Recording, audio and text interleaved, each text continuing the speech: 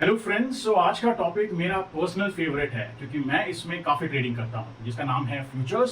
So today's topic is my favourite topic where we are going to discuss about futures. My name is Sandeep Yadav. I am a professional trader and an investor who has been graduated from one of the finest institute into the stock market here in India. So today's topic is on futures. Futures है क्या exactly?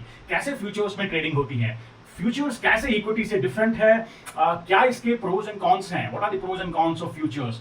या and then also how can we trade futures in different asset classes, जैसे Nifty हो गया, bank Nifty हो गया, Sensex हो गया, कमोडिटीज जैसे गोल्ड, सिल्वर, नेचुरल गैस, ये हो गए, या फिर हजारों स्टॉक्स हो गए। तो फ्यूचर्स में कैसे हम इन डिफरेंट एसेट क्लासेस में ट्रेड कर सकते हैं, एंड ऑल्सो हम अपनी कैपिटल को, हम अपने पैसे को, how can we actually multiply our money in a very rapid speed through futures, but of course keeping risk management in mind, risk management को mind में रखते हुए। Yeah, so quickly इस वीडियो को begin करते हैं। I'm sure you would love this video.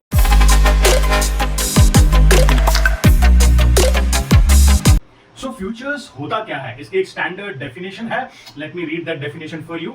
It's a standardized contract obligating a buyer to purchase or a seller to sell either a physical commodity or a financial instrument. Contracts have a predetermined future date and price and specify the quantity quality of the underlying asset. ये एक set definition है जो आपको हर जगह मिल जाएगी। बदन आप सोच रहे होंगे या आप बोल रहे होंगे कि आप कहना क्या चाहते हो, जैसे आपने वो थ्री इडियट्स में डायलॉग सुना होगा कि कहना क्या चाहते हो। अगर मैं आपको सिंपल लैंग्वेज में समझाऊं तो फ्यूचर एक कॉन्ट्रैक्ट होता है दो पार्टीज के बीच में, एक बायर के बीच में और एक सेलर के बीच में, जहां दोनों डिसाइड करते हैं एक सर्टेन टाइम पीरियड, बिकॉज ये लंबे समय तक नहीं हो सकता है, मे बी एक महीने का टाइम पीरियड, मे बी 2 महीने का टाइम पीरियड या 3 महीने का टाइम पीरियड, जहां वो दोनों डिसाइड करते हैं कि यहां तक हम इस कॉन्ट्रैक्ट को होल्ड करके रखने वाले हैं, और एक सर्टेन प्राइस पॉइंट दोनों मिलकर डिसाइड करते हैं कि यहां पे मुझे खरीदना है और यहां पे मुझे बेचना है। अब फ्यूचर्स इक्विटीज से कैसे डिफरेंट होते हैं? इक्विटी में नॉर्मली आप शेयर्स खरीदते हैं, right? You buy shares in equity, but in futures you buy of course the same shares but in a lot size. यहां पे आप 1 2 3 4 शेयर्स नहीं खरीद सकते हैं, एक सर्टेन लॉट साइज डिसाइडेड होता है हर एक कमोडिटी का या इंडेक्सेस का या फिर स्टॉक्स का, उसके हिसाब से आप उस लॉट साइज को खरीदते हैं। अभी हम थोड़ी देर में समझेंगे उसके बारे में भी इन डिटेल। साथ में फ्यूचर्स कॉन्ट्रैक्ट की एक एक्सपायरी होती है, और फ्यूचर्स की जो ट्रेड्स होती हैं इनमें बहुत लो कमीशन या मार्जिन्स होते हैं। ये 3 बेसिक डिफरेंसेस हैं from an equity trading to a futures trading. So ये फ्यूचर्स का कॉन्सेप्ट शुरू कहां से हुआ था? Where was this concept actually started and who are the people who actually trade into the futures? कौन है वो लोग जो फ्यूचर्स में ट्रेड करते हैं? So there are two kind of people. There are two set of people. One are of course hedgers, जिनको जो लोग हेज करते हैं.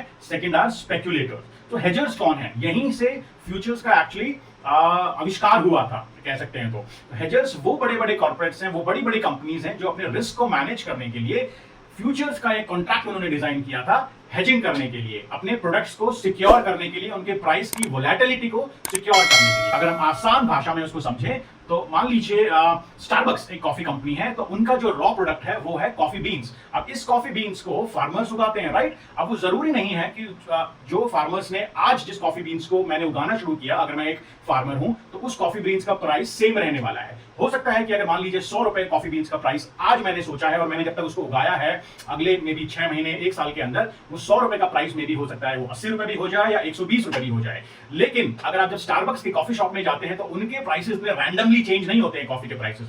क्यों? क्योंकि उन्होंने फार्मर्स के साथ एक फ्यूचर का कॉन्ट्रैक्ट साइन किया होता है। This is just an example for everybody to understand. So now these big corporates, big companies have actually signed a contract with those farmers. So what happens is वो दोनों एक mutual understanding के साथ एक price point पे और एक time period के लिए एक लॉक इन पीरियड बनाते हैं, लॉक इन प्राइस बनाते हैं कि मान लीजिए 100 रुपए अभी चल रहा है कॉफी बीन्स का प्राइस, तो दोनों मिलकर एग्री करेंगे यार 110 रुपए पे हम लोग, स्टारबक्स की कंपनी बोलेगी कि फार्मर को कि मैंने 110 रुपए पे ये कॉफी बीन्स अगले 5 साल तक मैं आपसे खरीदने वाला हूं। अब अगर वो प्राइसेस गिर जाते हैं तो ऑब्वियसली फार्मर्स का मुनाफा होगा। मान लीजिए प्राइसेस गिर के 70-80 रुपए हो गए, क्योंकि उसको तो स्टारबक्स कंपनी से 110 रुपए के हिसाब से पैसे मिलते रहेंगे। सिमिलरली अगर वो प्राइसेस बढ़ जाते हैं, 120-130 रुपए हो जाते हैं, तो स्टारबक्स कंपनी का फायदा होगा। बट देन दोनों एक म्यूचुअल अंडरस्टैंडिंग से कॉन्ट्रैक्ट साइन करते हैं, जिसे फ्यूचर्स कॉन्ट्रैक्ट बोलते हैं। तो इन ये बड़ी बड़ी कंपनियां होती हैं जो हेजिंग करती हैं, और यहीं से इन फ्यूचर कॉन्ट्रैक्ट्स का आविष्कार हुआ था और मे बी ये प्रचलन में आए थे। So this was the time when future contracts were actually started to come into the business. या दूसरी साइड में होते हैं स्पेक्युलेटर्स। स्पेक्युलेटर्स होते हैं हम लोग, जो इन फ्यूचर्स में ट्रेडिंग करते हैं, स्पेक्यूलेट करते हैं, सो ये डिजिटल कॉन्ट्रैक्ट्स होते हैं। अब मुझे भी किसी स्टॉक में अगर लगता है कि यार यहाँ इस स्टॉक का प्राइस या इस कमोडिटी का प्राइस या इस इंडेक्सेस जैसे निफ्टी, बैंक निफ्टी, इसका प्राइस अगर ऊपर जाने वाला है या नीचे गिरने वाला है तो मैं उसका एक फ्यूचर का कॉन्ट्रैक्ट खरीद सकता हूं। अब इन कॉन्ट्रैक्ट्स की अलग अलग एक्सपायरीज होती हैं। 1 महीने की एक्सपायरी भी हो सकती है, 2 महीने की एक्सपायरी भी हो सकती है या 3 महीने की एक्सपायरी भी हो सकती है। तो मैं अगेन एक सर्टेन टाइम पीरियड के लिए एक लॉक इन करता हूं एक प्राइस को। अगर प्राइस मैंने खरीदा है और मुझे एक्सपेक्टेशन था कि प्राइस ऊपर जाएगा, अगर वो ऊपर जाता है तो ऑब्वियसली मुझे प्रॉफिट होगा, अगर वो नीचे आता है तो मुझे नुकसान होगा। अब किन किन एसेट क्लासेस में फ्यूचर्स में एक्चुअली हम लोग ट्रेड कर सकते हैं? इनमें से कुछ एसेट क्लासेस ऐसी हैं जिनमें आप नॉर्मल इक्विटीज में, कैश मार्केट में ट्रेड नहीं कर सकते हैं। तो फ्यूचर इसलिए भी एक बेहतरीन वे ऑफ ट्रेडिंग बन जाता है, एक टूल ऑफ ट्रेडिंग बन जाता है। तो पहला है indices, Nifty, bank Nifty, Fin Nifty, mid cap Nifty, Sensex, इन सब में आप फ्यूचर्स में ट्रेड कर सकते हैं। आपको लगता है कि किस निफ्टी का मेबी प्राइस आप ऊपर जाने वाला है, बुलिश है, तो आप निफ्टी के फ्यूचर्स खरीद लीजिए। अगर आपको लगता है नीचे गिरने वाला है तो निफ्टी के फ्यूचर्स बेच दीजिए। That's a very simplest way of trading in these Nifty and bank Nifty and other indices also. Second है कमोडिटीज, जैसे gold, silver, copper, natural gas, crude oil, aluminium, ये सारे कमोडिटीज हैं, तो इनके भी आप फ्यूचर कॉन्ट्रैक्ट्स खरीद सकते हैं। फिर हो गया currencies. By the way currencies अभी फिलहाल के लिए सेबी ने कुछ टाइम पहले से ही करेंसीज को इंडिया में ट्रेड करना बैन किया है, लेकिन पहले हम करेंसीज में ट्रेड कर सकते थे फ्यूचर्स के द्वारा, जैसे यूएसडी आईएनआर हो गया, जेबीपी आईएनआर हो गया, यूरो आईएनआर हो गया। तो इन करेंसीज में भी हम ट्रेड कर सकते थे, बट अभी फिलहाल के लिए it is on hold. But of course अगर फ्यूचर में in future in some time अगर गवर्नमेंट अलाउ करेगी और फ्यूचर से दोबारा उनमें ट्रेड कर सकते हैं। फिर आते हैं वो हजारों stocks, Reliance, DLF, XYZ, Sun Pharma, Adani Enterprises and many more, thousands of stocks. So there also if you believe the stock prices are going to go up, अगर ऊपर जाने वाले हैं तो आप उनका फ्यूचर कॉन्ट्रैक्ट खरीदिए, गिरने वाले हैं तो आप फ्यूचर कॉन्ट्रैक्ट बेचिए। So now let's understand the pros and cons of trading in future contracts. तो फ्यूचर कॉन्ट्रैक्ट्स के क्या बेनिफिट्स हैं और क्या चैलेंजेस हैं, उनको जरा समझते हैं। So let me write down here for everybody to understand pros या फिर क्या बेनिफिट्स हैं, या एंड देन क्या इसके चैलेंजेस हैं वो हम थोड़ी देर के बाद समझेंगे। तो फर्स्ट बेनिफिट क्या है फ्यूचर्स में ट्रेडिंग करने का? लो मार्जिन्स या लो लिवरेज, हाई लिवरेज बोल सकते हैं इसको, या बहुत ज्यादा लिवरेज मिलता है हमें। और इसका मतलब क्या है? मतलब आपको नॉर्मली, टिपिकली कोई भी अगर आपको कॉन्ट्रैक्ट खरीदना हो इक्विटी में, नॉर्मली आपको जो अमाउंट लगेगा उससे फ्यूचर कॉन्ट्रैक्ट में वो आपको 10% लगेगा उस अमाउंट का। Late me show you this with an example. मान लीजिए आईटीसी का एक स्टॉक है, या आईटीसी का एक स्टॉक है जिसका स्पॉट प्राइस, मतलब इक्विटी में स्पॉट प्राइस देखेंगे हम लोग और साथ में देखेंगे फ्यूचर्स में उसका क्या प्राइस है और क्या उसका लॉट साइज है, क्योंकि आपको जैसे मैंने बताया था फ्यूचर्स में लॉट साइज में खरीदा जाता है। Yeah. So ITC, if I show you on one of the platform, this is Sharekhan Trade Tiger platform. I'm not promoting this, but then I've been using it. मैं use करता हूँ, so I thought मैं ये same platform आपको use करके देखूं। ये अगर आप यहाँ देखेंगे ITC लिखा हुआ है, अब इसके आगे लिखा है ITC 29 अगस्त 2024। सो ये फ्यूचर कॉन्ट्रैक्ट, अगर आप यहाँ पे देखेंगे ऊपर भी लिखा हुआ है नियर फ्यूचर्स। So, ये कॉन्ट्रैक्ट 29 अगस्त को एक्सपायर होगा, which is today itself. So today is 29 August when I'm making this video. So of course एक एग्जांपल के लिए हम लोग देख रहे हैं, वरना हम इस कॉन्ट्रैक्ट में नहीं बाय या सेल करेंगे क्योंकि ये तो आज ही एक्सपायर हो रहा है। हम अगले महीने के में बाय करेंगे जो कि सितंबर मंथ में आएगा, maybe towards the end of the September. But then if we still want to know कि यार इसका क्या लॉट साइज है और क्या इसमें हमें लिवरेज मिलेगा, then I right click, I am clicking on buy. So if you look at here 1600 quantities, 1600 quantities का एक लॉट है इसके अंदर, या I can not make it lesser, ना तो मैं कम कर सकता हूं, ज्यादा करना होगा तो वो 1600 के मल्टीपल्स में जाएगा, 1600, 3200, 4800, 6400, so on, या मल्टीपल क्वांटिटीज के, मल्टीपल लॉट साइज के हिसाब से। So if I make one lot size, it is costing me 1600 quantities, not costing, it will be 1600 quantities जो मुझे लगेंगे। So if I come back to on my Excel sheet, it says ITC spot price क्या था by the way उसका, यहाँ पे spot price if you see it is 504.20, but then just to keep it simple, let's keep it 505। ये spot price है इसका, not here, या sorry futures का प्राइस है 505, लेकिन स्पॉट का क्या प्राइस है? मतलब ये तो फ्यूचर्स का है और फ्यूचर्स का प्राइस नॉर्मली स्पॉट प्राइस के बराबर नहीं होता है। It can be slightly more also, it can be slightly lesser also. या अगर मैं नॉर्मल स्पॉट प्राइस में देखूं तो अगर आप यहां देखेंगे इट इज ऑलमोस्ट सेम 505.10, थोड़े पैसा ज्यादा है। या फ्यूचर्स में ये सेम आईटीसी का प्राइस 504.20 था, तो ₹1 ज्यादा है लगभग। तो अगर मान लीजिए मैं यहाँ पे 506 रुपए रख लेता हूँ, स्पॉट में 506 है, यहाँ पे फ्यूचर्स में 505 है। लॉट साइज इसका कितना है हमने देखा था 1600 क्वांटिटीज, मतलब मुझे इतना क्वांटिटी तो लेना पड़ेगा। अब मान लीजिए मुझे आईटीसी में मेरा व्यू है कि यार आईटीसी का जो प्राइस अभी फिलहाल 506 रुपए है, that is actually going to go up. या मेरा ये व्यू है कि यार ये ऊपर जा सकता है और मे बी ये बन सकता है 550 रुपए। 550 तक ये जा सकता है अगले महीने के एंड में। तो मैं क्या करूंगा, मैं फ्यूचर्स, अब मैं अगर दो तरह से मैं आईटीसी को खरीद सकता हूं, एक स्पॉट में खरीद सकता हूं। अगर मुझे स्पॉट में आईटीसी के 1600 शेयर अगर खरीदने हो तो मुझे कितने के पड़ेंगे, 506 मल्टीप्लाइड बाय 1600, या तो मुझे लगेंगे लगभग 8 लाख रुपए, 8,09,600 रुपए, या that will be the cost which I need to pay. But अगर मुझे फ्यूचर्स में ये सेम कॉन्ट्रैक्ट लेना है, then you would be surprised if you are new कि मुझे कितना पैसा देना होगा सेम 1600 क्वांटिटीज खरीदने के लिए। तो let me show you here, buy करके मैं दिखाता हूं। ये आईटीसी का 29 अगस्त का कॉन्ट्रैक्ट, ऑफ कोर्स हम लोग सितंबर का लेंगे, बट हम एग्जांपल के लिए ले रहे हैं। Buy script 1600 quantities, do you see the margin here, margin required 1,51,000, रफली 1.5 लाख रुपए, 1.5 लाख रुपए का सिर्फ मुझे मार्जिन लगेगा ये 1600 शेयर खरीदने के लिए, एक lot. That's how futures is so beautifully designed way of trading। अगर आप यहाँ पे you can actually take this beautiful leverage, आपको सिर्फ 1.5 लाख रुपए देके आप 8 लाख रुपए का माल खरीद सकते हैं। Short selling is the second benefit of futures। Why I'm saying this is, अगर आपको मान लीजिए ये 506 रुपए को आपका व्यू है कि ये गिर सकता है ये, yeah, now this can actually fall from here and maybe it can become 450, yeah, it may become 450। So what you can do, आप कैश मार्केट में आप कभी भी शॉर्ट नहीं कर सकते हैं। आपको अगर आप शॉर्ट करना भी होगा तो इंट्राडे में करना होगा, जहां पे कि आपको आज ही बेच के और शाम से 3:30 से या 3:15 से पहले उसको वापस खरीदना पड़ेगा। लेकिन ऑब्वियसली ये 506 रुपए 450 एक दिन में तो बनेगा नहीं, पॉसिबिलिटीज बहुत कम है, लेकिन आप कैश मार्केट में कैरी फॉरवर्ड नहीं कर सकते हैं।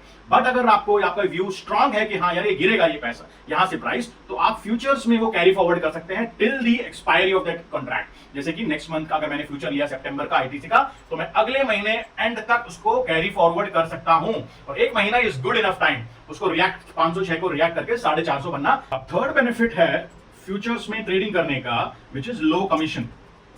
Yeah, the commission here is very very low as compared to trading into the equity market। equity market से कहीं कम कमीशन है यहाँ पे।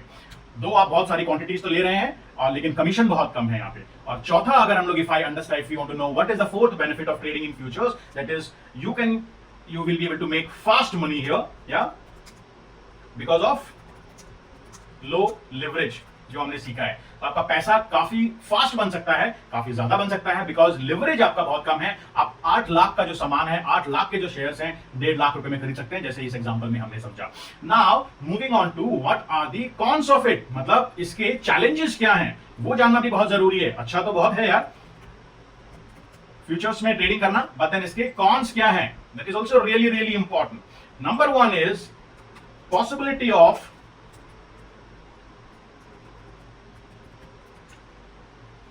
बिग लॉसेस, या दैट्स द बिगेस्ट पॉसिबिलिटी।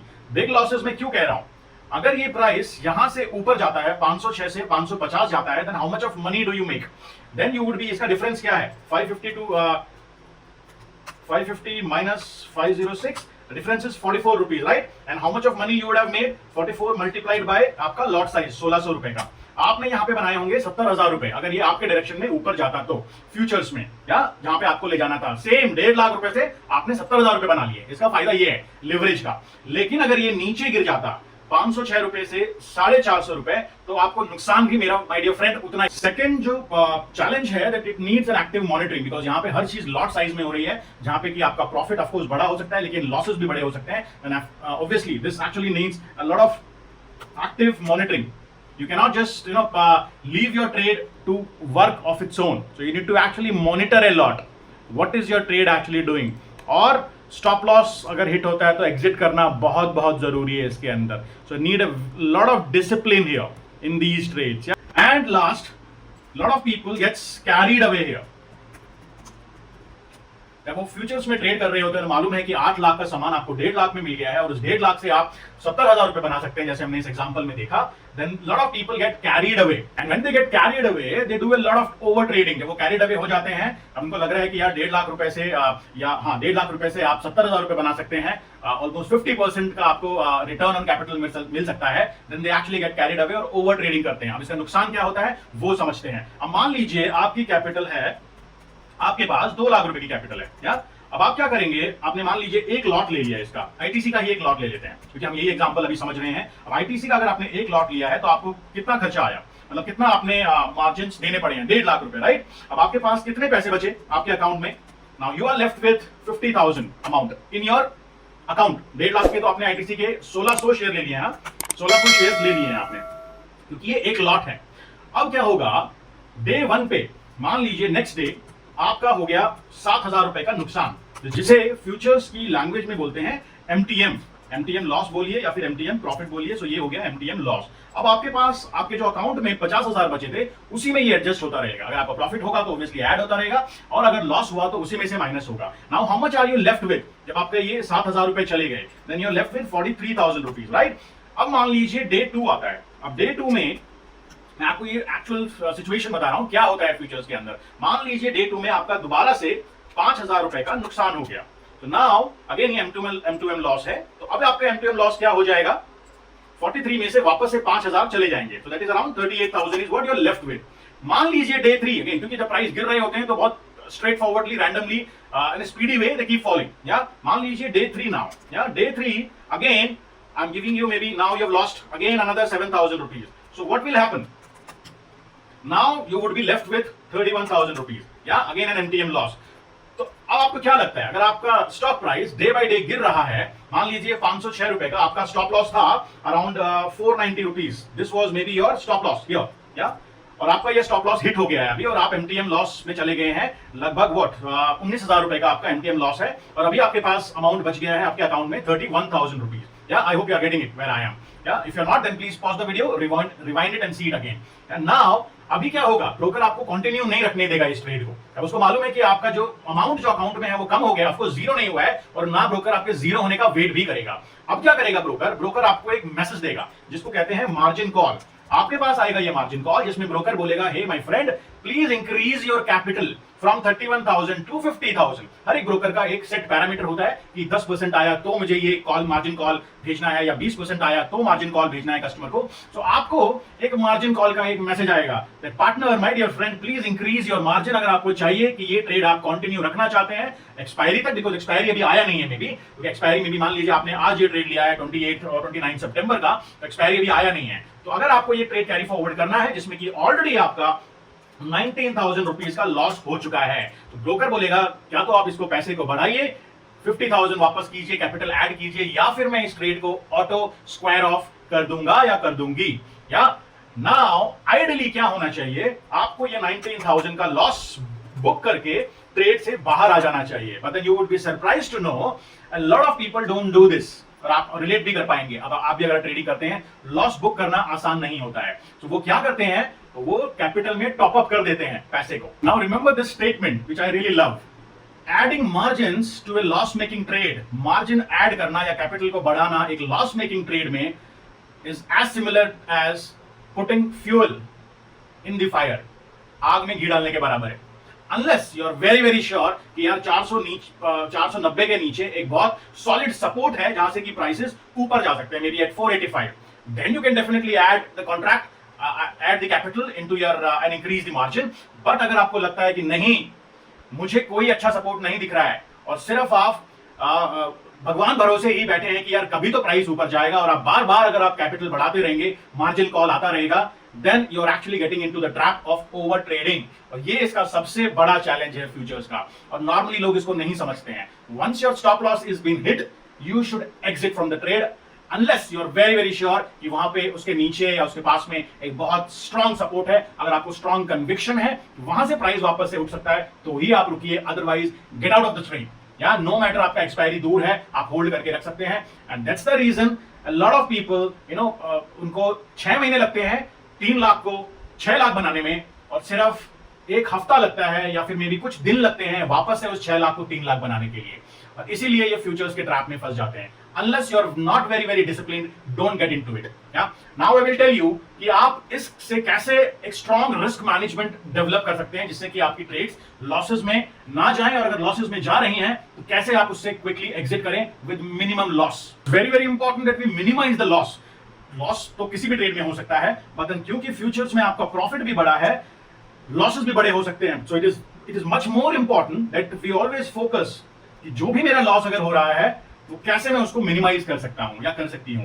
तो now my suggestion would B, जब भी आप फ्यूचर्स में ट्रेड करें, do not trade with stocks first. आपको पहले क्या करना चाहिए, जैसे हमने तो समझा था कि आप लोग फ्यूचर्स में स्टॉक्स में भी ट्रेड कर सकते हैं, इंडेक्सेस में भी ट्रेड कर सकते हैं, निफ्टी बैंक निफ्टी जैसे, आप कमोडिटीज में भी ट्रेड कर सकते हैं जैसे gold silver natural gas crude oil, इन सब में। My suggestion would be always start with commodities first, या if you are a newbie into the futures, या कमोडिटीज में आप ट्रेड कीजिए और वो भी आप मिनी कॉन्ट्रैक्ट्स में ट्रेड कीजिए। अगर आपको कमोडिटीज के बारे में और जानना है, because it's a lengthy topic, commodities में कैसे ट्रेड करते हैं, ये मेरा फेवरेट टॉपिक है अगेन, क्योंकि मैं कमोडिटीज में बहुत ट्रेडिंग करता हूं और अपनी जब मैं ट्रेड शेयर भी करता हूं अपने अलग अलग वीडियोस में, तो आपने देखा भी होगा कि मैं बहुत सारी कमोडिटीज की ट्रेड शेयर करता रहता हूं जिनमें मैं प्लान कर रहा हूं ट्रेडिंग के लिए। ऑफकोर्स अगर आपको कमोडिटीज में कैसे ट्रेड करते हैं इन डिटेल जानना है, समझना है, सीखना है, then you please watch my upcoming video.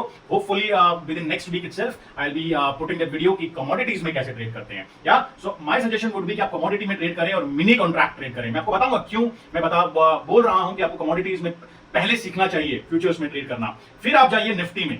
Bank Nifty में भी नहीं, क्योंकि बैंक निफ्टी बहुत वोलेटाइल होता है, वो अचानक से ऊपर जा सकता है, अचानक से नीचे आ सकता है।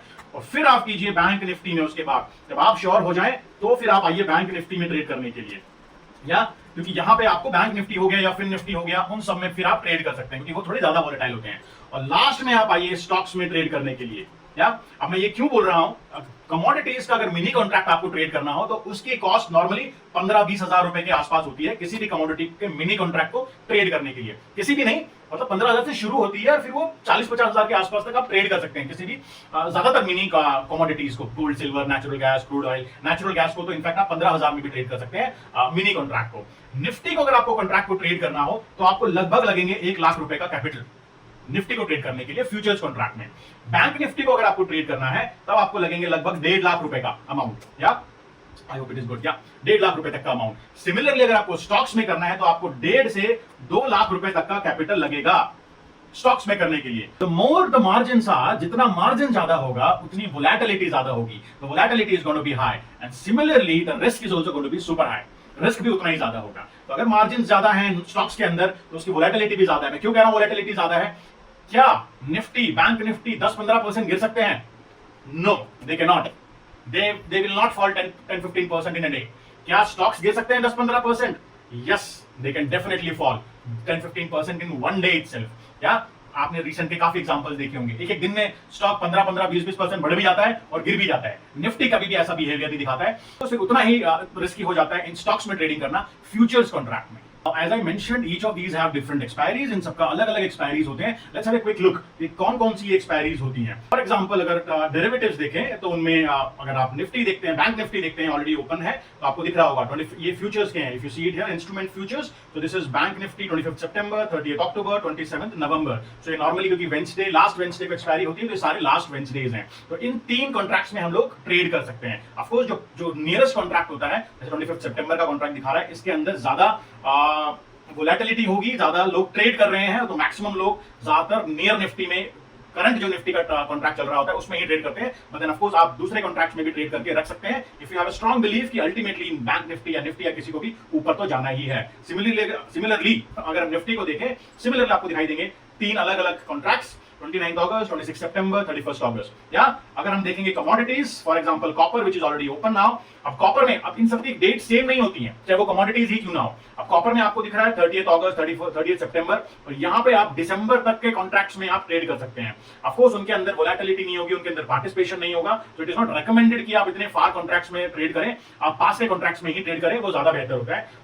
मोस्ट प्रोबेबली आप जैसे अगस्त ऑलरेडी चला गया है, आप 30 सितंबर के कॉन्ट्रैक्ट्स में ट्रेड करें। सिमिलरली अगर हम देखें गोल्ड, जैसे मैंने कहा था, आप शुरू कर सकते हैं गोल्ड मिनी से, जो कि एक मिनी कॉन्ट्रैक्ट है। अगर मैं सिर्फ गोल्ड लिखूंगा तो गोल्ड आएगा, now one side right M, ये आ गया मिनी, गोल्ड मिनी के कॉन्ट्रैक्ट। यहां पे आप देखेंगे डेट्स डिफरेंट है, ये मंथ एंड में नहीं जा रही है डेट्स। 5 सितंबर है, 4 अक्टूबर है, 31 अक्टूबर है, तो आप किसी भी कॉन्ट्रैक्ट में आप कर सकते हैं। सिमिलरली आप रीसेंट कॉन्ट्रैक्ट में कीजिए। अब 5 सितंबर बहुत पास में है तो आप इसमें नहीं करना है, क्योंकि नॉर्मली हम लोग जब तक जो लास्ट एक्सपायरी डे होता है उसके 1 हफ्ते पहले से उस कॉन्ट्रैक्ट में ट्रेड करना बंद कर देते हैं। या आप और भी देखेंगे, अगर मान लीजिए नेचुरल गैस, तो नेचुरल गैस का जो मिनी कॉन्ट्रैक्ट होता है उसे बोलते हैं net gas mini.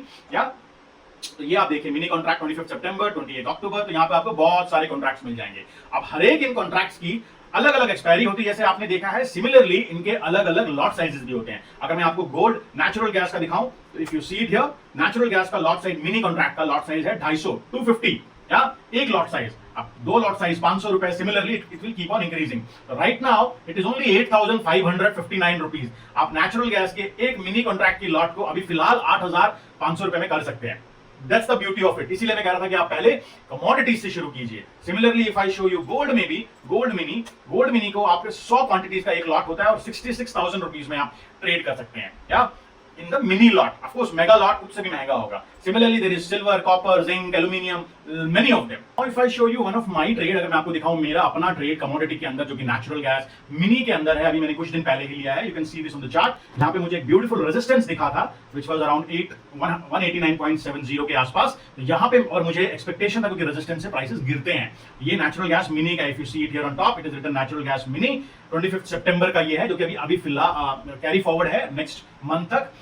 But then ये अगर if you look at the date here on top, this was 16th of August, maybe 10-15 days back जो मैंने ये ट्रेड लिया था। यहाँ पे रेजिस्टेंस था तो मैंने यहाँ पे इसका एंट्री लगाया था, स्टॉप लॉस ऊपर लगाया था, रफली 2 रुपए के आसपास का स्टॉप लॉस था, और मैंने टारगेट लगाया था जब नीचे मुझे एक अच्छा सपोर्ट दिखाई दिया था 162 पे। तो finally it gave me an entry and it came down. ये नीचे आके इसने मुझे टारगेट भी दे दिया यहाँ पे, ठीक है। तो यहाँ पे if I want to calculate and understand कि इस ट्रेड में कितना, कैसे मैंने फ्यूचर्स में ट्रेड किया है, क्या लॉट साइज था और कितना मुझे अमाउंट स्पेंड करना पड़ा, अगर हम सिर्फ एग्जांपल के जरिए से हम समझते हैं, ठीक है। अब ये जो ट्रेड था, if I show you here, if I may be right down here, तो this was one lot, right, this was one lot. एक लॉट हमें कॉस्ट करता है, एक लॉट में कितनी क्वांटिटीज होती हैं इफ यू रिमेंबर, 250 क्वांटिटीज, या 250 quantities in one lot which right now is costing 8,000। But जब मैंने ये ट्रेड लिया था तो उस समय 15,000 रुपए का मुझे कैपिटल लगा था एक लॉट पे ट्रेड करने के लिए, या 15,000 का कैपिटल लगा था। और मैंने इसमें ट्रेड किए थे 4 लॉट मैंने इसमें ट्रेड किए थे, because of course that was also quite affordable, right. 4 lot भी, तो 4 लॉट के कितने हो गए, 1000 क्वांटिटीज हो गई हैं, या। अब 1000 क्वांटिटीज को ट्रेड करने के लिए मुझे कितना पैसा लगा, मुझे लगा 60,000 रुपए की कैपिटल, 60,000 रुपए की मुझे कैपिटल लगी इसके अंदर। नाउ अब मेरा स्टॉप लॉस कितना होगा, अगर मेरा स्टॉप लॉस हिट होता है तो मेरा स्टॉप लॉस यहाँ पे इस ट्रेड में कितना होगा, I am explaining you in detail ताकि आपको पता रहे। और मेरी ये प्रीवियस ट्रेड थी जो मैंने खुद ने ली थी, स्टॉप लॉस 2 रुपए का था, राइट। यहाँ पे आपने देखा था 2 रुपीज, 189.70 पे खरीदा है और 191.70 पे मुझे बेच देना था अगर ये ऊपर निकल जाता वहां से, तो या अगर वो रेजिस्टेंस को तोड़ देता तो 2 रुपए के स्टॉप लॉस पे अगर ये होता तो मुझे कितना नुकसान होता।